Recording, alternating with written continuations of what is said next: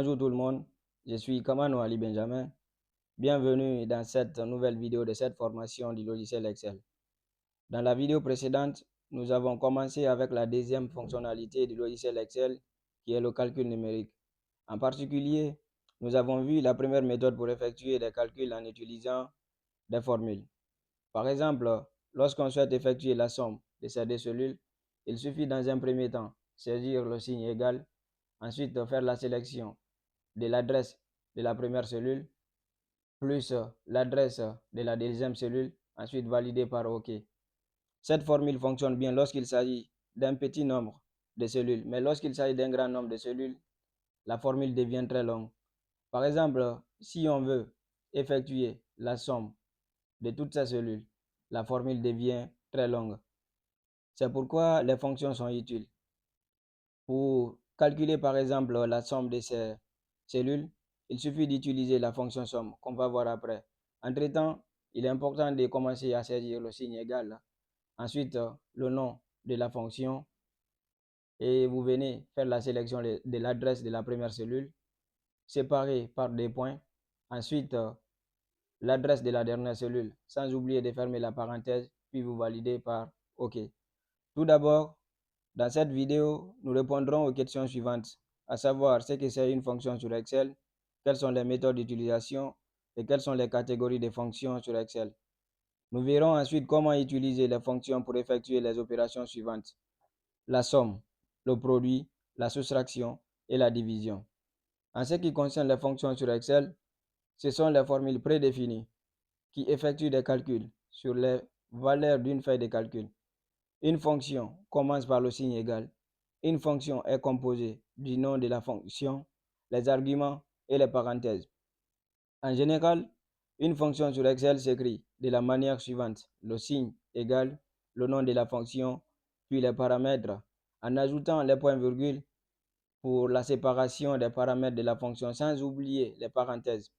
Maintenant, je vais vous montrer quelles sont les méthodes qu'on peut utiliser pour insérer une fonction. La première méthode est tout d'abord de saisir le signe égal, ensuite le nom de la fonction,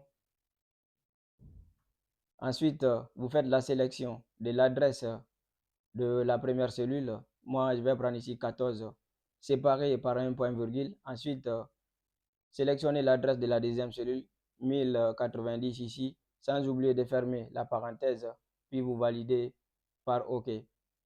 La deuxième méthode consiste à aller sur l'onglet Formule, venir sur cette option et là, vous cherchez le nom de votre fonction.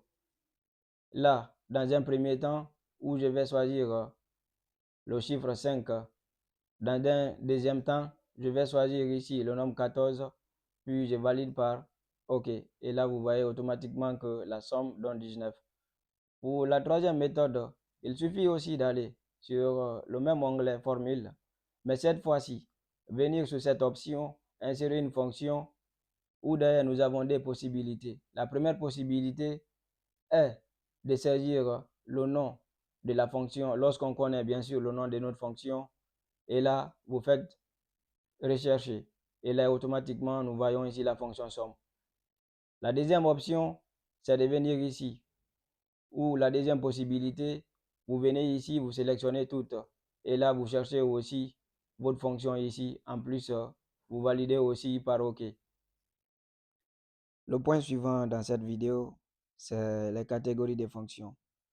Excel nous propose plusieurs catégories de fonctions, à savoir les fonctions mathématiques, les fonctions de recherche, les fonctions d'ATR, les fonctions test, les fonctions logiques, etc. Et sans oublier qu'on a d'autres types de fonctions ici qui sont aussi nécessaires, à savoir les fonctions statistiques, les fonctions ingénierie, cube, information, comptabilité et web.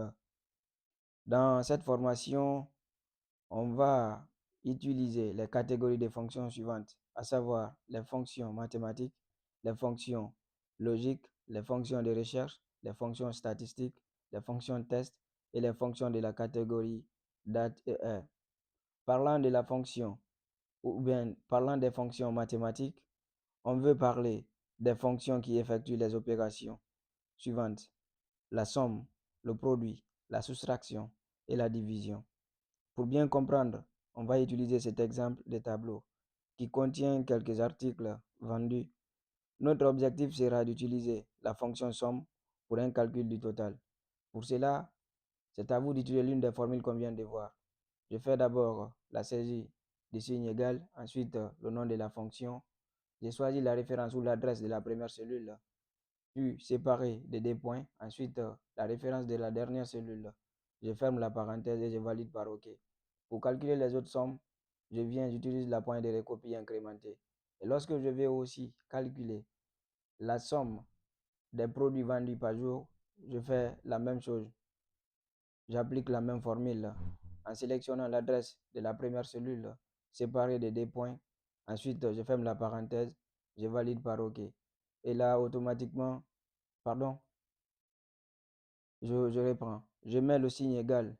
Ensuite, je saisis le nom de la fonction et par la suite, je choisis la référence de la première cellule séparée de deux points. Ensuite, la référence de la dernière cellule, je ferme la parenthèse, je valide par OK.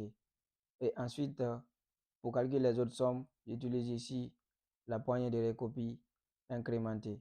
Vous voyez automatiquement. Maintenant, je passe au deuxième type d'opération qui est le produit. Pour cela, j'utilise la même formule, seulement le nom de la fonction qui change. Le nom de la fonction ici, c'est produit. Donc, je fais la saisie.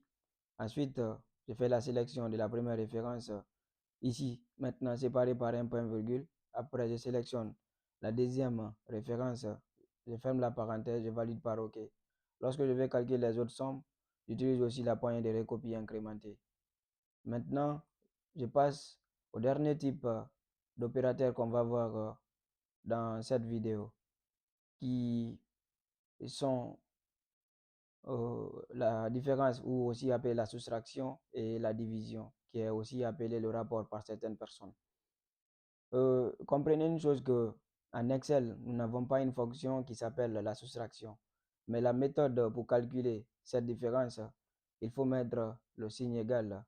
Permettez, je vais d'abord agrandir la cellule pour ne pas avoir des erreurs. Pour ne pas avoir des erreurs. Et bien voilà. Vous mettez d'abord le signe égal et ensuite vous saisissez la fonction somme. Maintenant, vous choisissez l'adresse de la première cellule. Ensuite, vous mettez point virgule. Avant d'utiliser l'adresse de la deuxième cellule, vous devez mettre le signe moins. Maintenant, vous sélectionnez l'adresse de la deuxième cellule, puis vous fermez la parenthèse et puis vous validez par OK. Automatiquement, vous voyez que le résultat donne 4. Ensuite, lorsque je vais calculer la division, la même chose, il n'existe pas de fonction sur Excel qu'on appelle ici la division. Pour cela, j'utilise le signe égal avec le nom de la fonction produit et ensuite, je fais la sélection de l'adresse de la première cellule. Ensuite, séparé d'un point virgule. Et là, avant de sélectionner l'adresse de la deuxième cellule, je dois d'abord saisir 1 sur. Et là, maintenant, je choisis l'adresse de la deuxième cellule. Je ferme la parenthèse. Je valide par OK. Automatiquement, vous voyez, on obtient 1,5. Donc, si cette vidéo vous a plu, n'oubliez pas de vous abonner à la chaîne, de liker et de la partager. Merci et à la prochaine.